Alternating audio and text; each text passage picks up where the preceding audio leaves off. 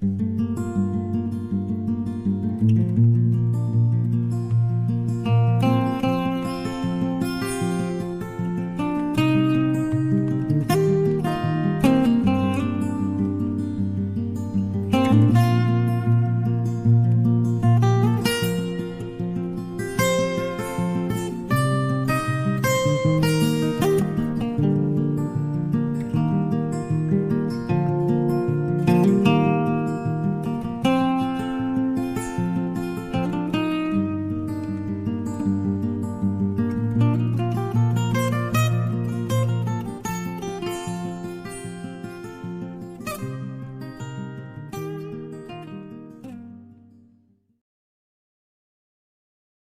hello friends, it's your old buddy Luke Clayton, and welcome to this week's A Sportsman's Life. Now, Jeff and Larry can't be with me on the first segment here. Guess what I'm about to do? I'm heading out for my first archery deer hunt for the fall here. My goal is to get some venison in the cooler. Looking for a mature buck, and I don't care if it's a spike buck or one this big, one like one of these hanging up here. That would suffice quite well. I'm still at my little cabin here. But I'm going to walk you through our hunt. I'm going to do some cooking, and it's a solo hunt. I'm going to spend about 2 or 3 days out by myself in the woods. I'm going to give you a little idea of what it's like. I may shoot a hog. I've been told that I could turn an elephant hunt into a hog hunt, and I usually have a tendency to bring back some pork. So we'll see. We're after some venison, though. That's what we're really after.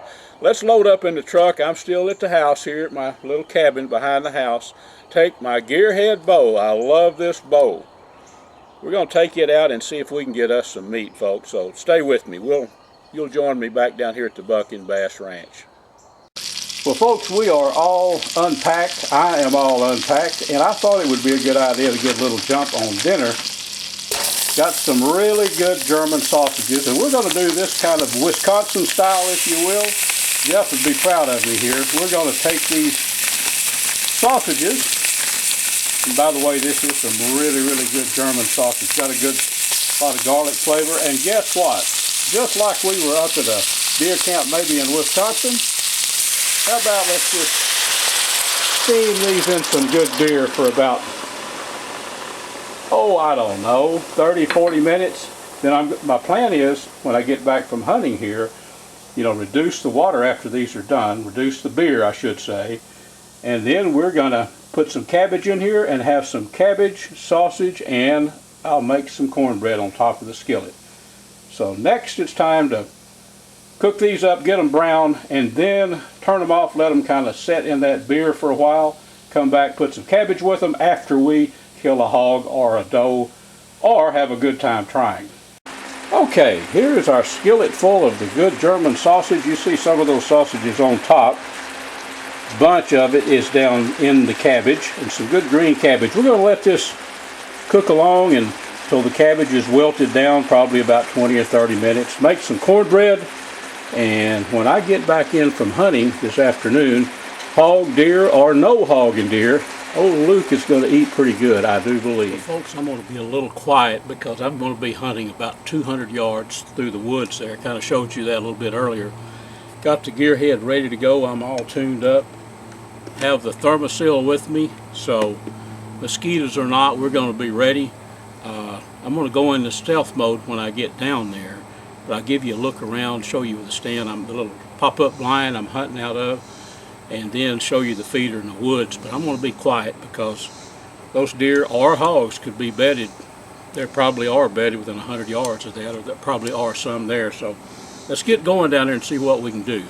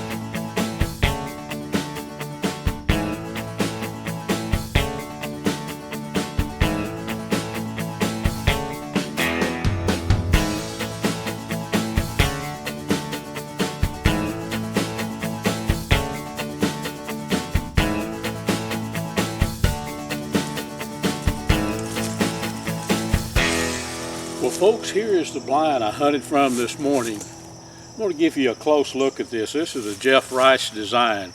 One of the most awesome ground blinds I've ever hunted in. I'm going to give you a little quick tour here in a minute. You see those two bucks? One was probably a year and a half old, smaller buck, and the other was a little bit bigger, but they weren't the type. The small one was actually legal. He was a spike. The other one was a forkhorn. He was not legal, but that little year and a half old, he was a little bit too small. Let him grow a bit and we'll get him. But I'll tell you what I'll do. I'm going to bring the camera around and show you this blind right here. This thing is awesome. Check this blind out, folks. Now note the entrance to it. This is a good design for you here. Jeff came up with this. I guess this has been in place a couple of years now. Take a look at this. Here's the entrance to it right here. Walk in it. We'll just do that.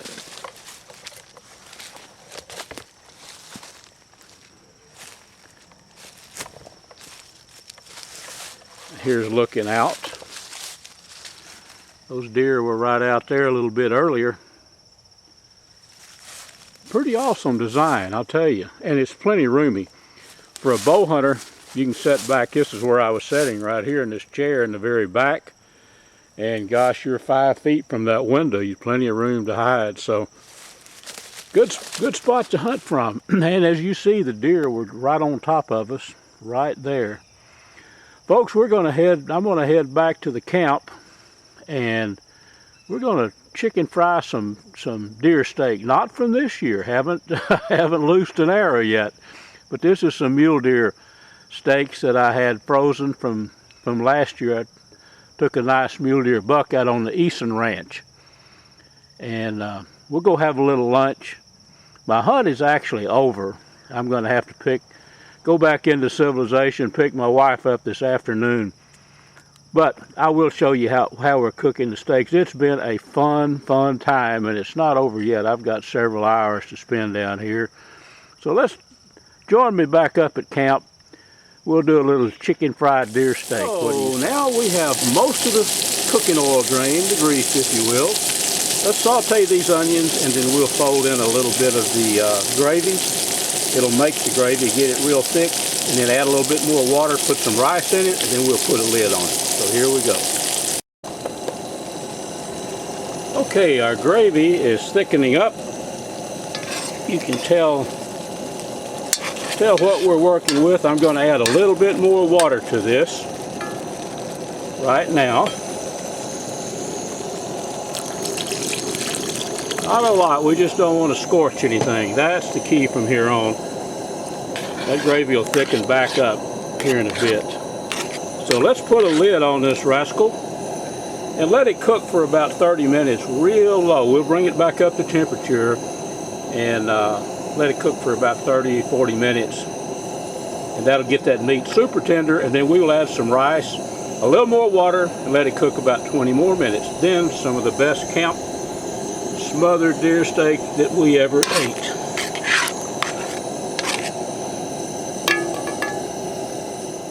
Well, folks, here we are inside with the finished product. Smothered steak, rice, and gravy.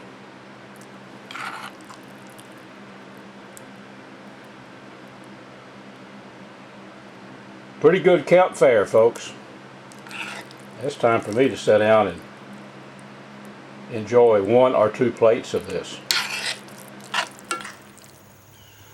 This is just a little opening here on my property that we don't mow it. We don't really go back in here a whole heck of a lot. And so I decided I would like to try to plant a tree back in here. And of course, you know, being good stewards of the land, the best thing to do is plant trees. If you take trees out, certainly want to replace them. I have some bur oak, which is in the white oak family, that we're going to plant one right smack dab in the center here to see if we can't get a tree growing here. It's the perfect spot. It's very open. We do have one large tree to my left here, but it's far enough away that it won't impede with the big white oak when we put it in here, or a bur oak. So let's get a tree planted.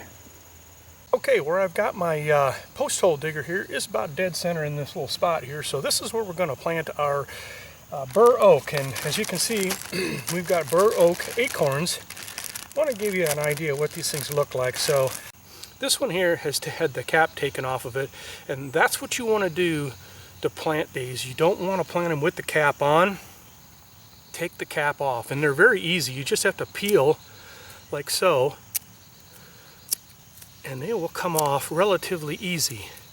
There you go. This one I've had off for a few days. It's starting to brown already, but that's what they look like. Of course, you want to check your acorns out very, very carefully. Make sure there's no holes in them. The first thing you really want to do is do the float test. So take your acorns, throw them in a bowl of water. If there are any that float, throw them away.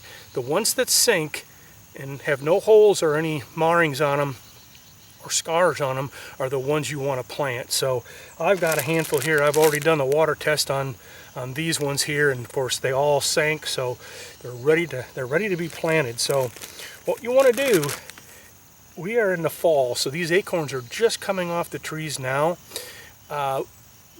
Certain acorns and nuts you can actually go ahead and plant in the fall, and they will get their little roots started. For next spring they'll take off. There are some acorns, however, and nuts that you have to go through the stratification process. In other words, you need to keep them dormant until spring. And how you do that basically is put them in dirt or put them in maybe wet paper towel into a plastic bag, put them in the refrigerator so they go into a dormancy stage, and then 120 days out or so, spring starts to come rolling around and no more freezes, then you can pull them out and plant them. White oaks or bur oaks you can plant now. They do not have to go through the stratification process. Of course, that all is going to depend upon where you live. If you're living in the north where there's lots of ice and snow, you want to check out the stratification process on planting so in your area. So let's go ahead and get this thing in the ground. I've got about a dozen more here, so we're going to go around the property and we're going to strategically place these where we want them. So this is a great way to give back to your land, if you will. Planting other trees in there, will be there for the future. So, 20 years from now, this thing will be dropping big acorns, and I tell you what, there's some trees here that I know will have deer stands in them. So deer love acorns. So plant some of these. This is a great thing to do. So I'm going to go ahead and get this thing planted.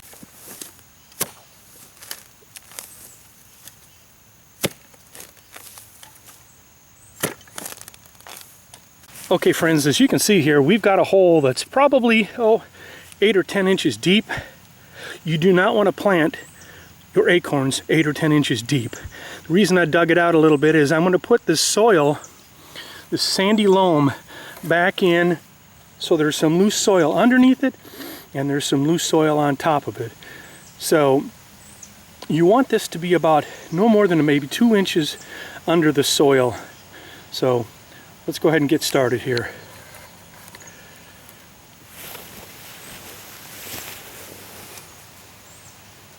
Go ahead and fill this back in with soil. And again, you can see how sandy that soil is. We don't want to pack it too much, but get her about right there.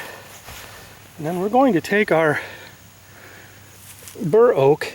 You don't want to put it straight up and down or upside down. You want to lay it on its side. Just nestle it in there like that. And then I'm going to go ahead and cover it up. About 2 inches of soil.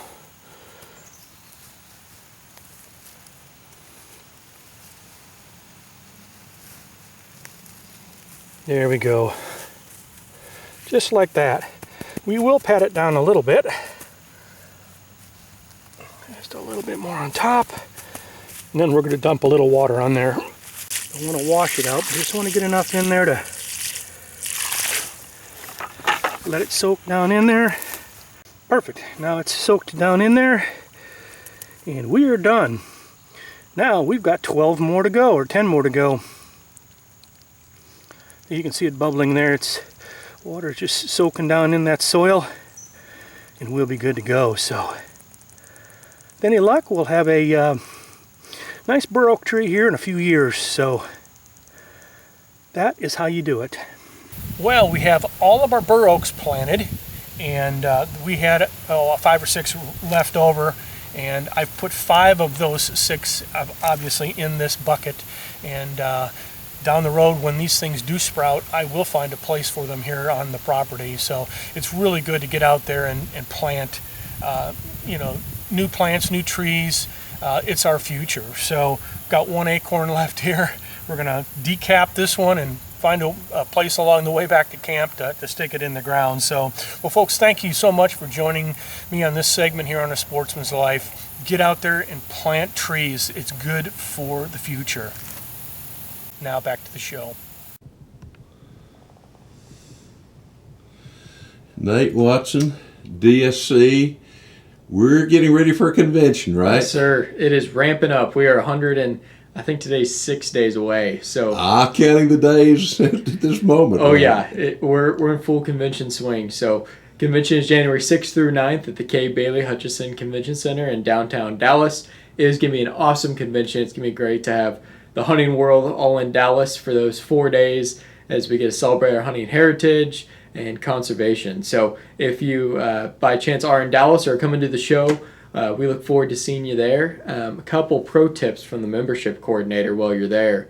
If you join or renew your membership at the convention, you actually get a free day pass into the show.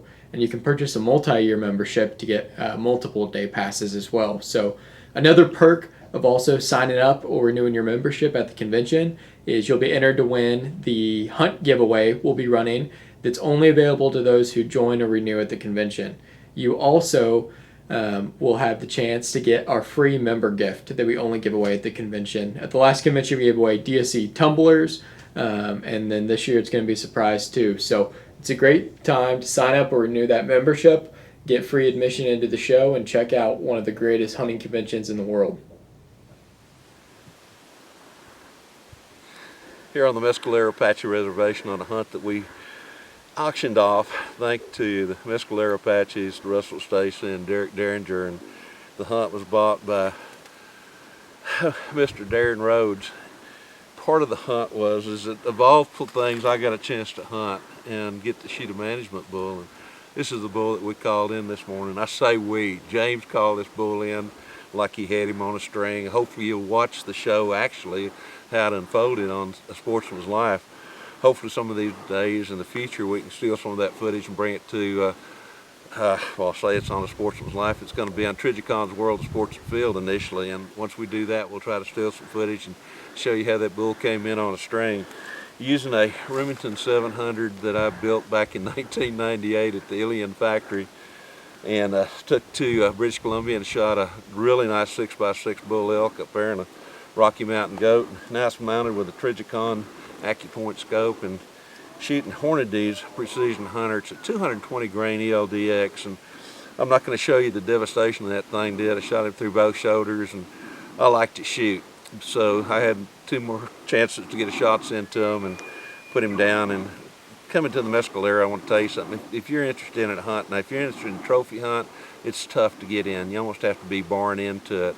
But for a management bull, sometimes there are permits available, there are cow permits available. The facilities are out of this world. The food's good, and the guides are better, and the people are better, and all their other things put together, and that's saying a whole lot. So hopefully, somewhere down in the future, we'll be able to show you a little bit more about this bull and how we called him in and some of the other bulls we called in on A Sportsman's Life. But like I said, in the meantime, be watching for it on Trigicon's World of Sports and Field.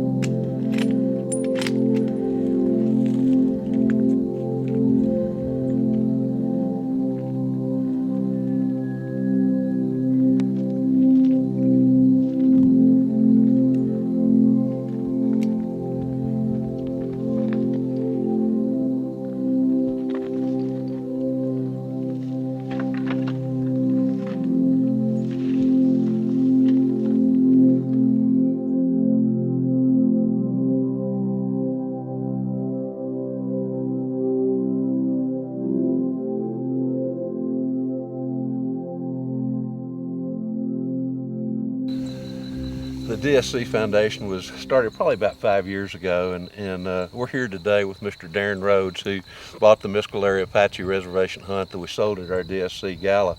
DSC Foundation, our job is to make money so that we can give money away to extremely vetted projects dealing with conservation, education, and hunter advocacy throughout the world. And this is absolutely fantastic. Thank you so much for the money that you spent, because the money that you spent is going to go a long way in helping us reach those different goals. So what do you think about all this? What do you think about DSC Foundation? I maybe should ask you first.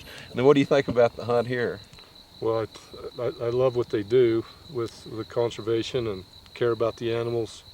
The Mescalero, I've wanted to come here for years, but haven't been able to. But this is an elk hunter's dream. There's just elk everywhere. We have 20 bulls bugling right here still now. Well, I was able to take one this morning. You took another bull yesterday, and then this absolutely fantastic bull. It's just, I love this bull. I do too. Congratulations, yeah. and thank you for everything. Thank you for supporting DSC Foundation. I appreciate it, Larry. Thank you. Y'all join us again next week right here on the Sportsman's Life. And a special thanks to these fine sponsors: Air Force Air Guns, B&B Charcoal, Dallas Safari Club, Hornaday, Pyramid Air, Taurus Firearms, Sightmark, Smokin' Tex, Snaplock Hunting Blinds, TRHP Outdoors, and Striper Express.